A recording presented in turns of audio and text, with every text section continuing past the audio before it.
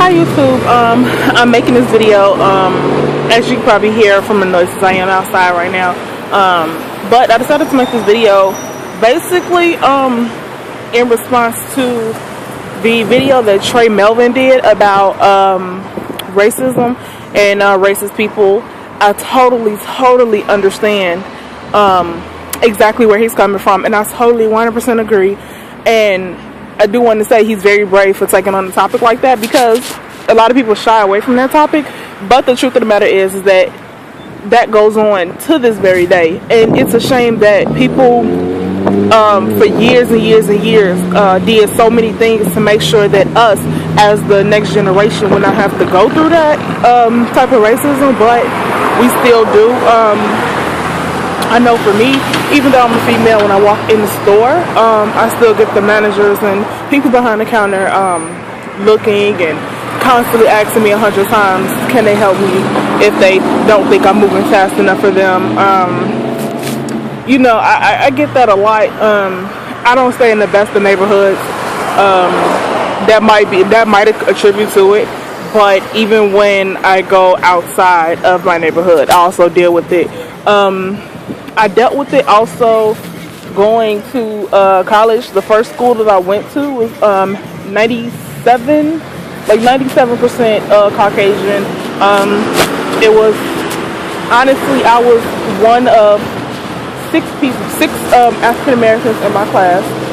In my particular class, it was probably about a total of 20 of us in the building itself, and that includes administrative, that includes other students that were in other programs, things of that nature. And so I dealt with teachers not really wanting to teach, because I was quote unquote too illiterate to teach. But I did obviously pass, and I got out of school with my associate's degree in applied sciences and medical assisting. I did that by the age of 19.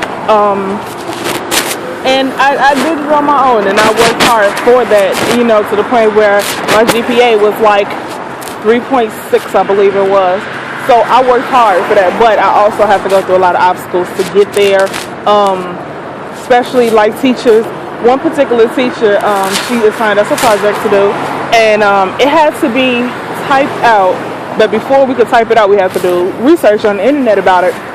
And she asked, first, after she told us what the project was, she said, oh, I'm sorry, do you have access to internet in your area? Do you even know how to use the internet? And I just had to kind of look at her like, if I didn't know how to use the internet, would I be in college right now?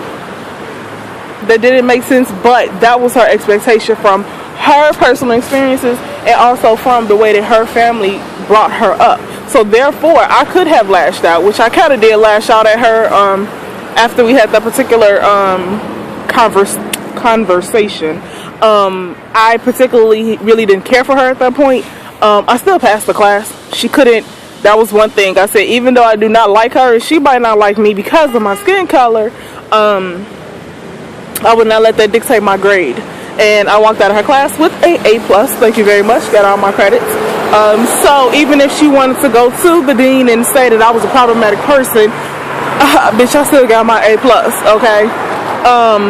So yeah, basically, like I said, this video is just a short, quick video on how I felt about Melvin's video about racism. I know he did it a while ago, but it's just something that just really kind of stuck with me. So shout out to Melvin. I love your videos. You're fucking awesome. But other than that, yeah, like I said, just that particular subject just kind of hit home with me. And I used to get teased, especially in school. They calling me like half Chinese and half Korean. And do I have those things in my family? Yes, I do. I actually tracked back my ancestors. Half of my ancestors are from Africa.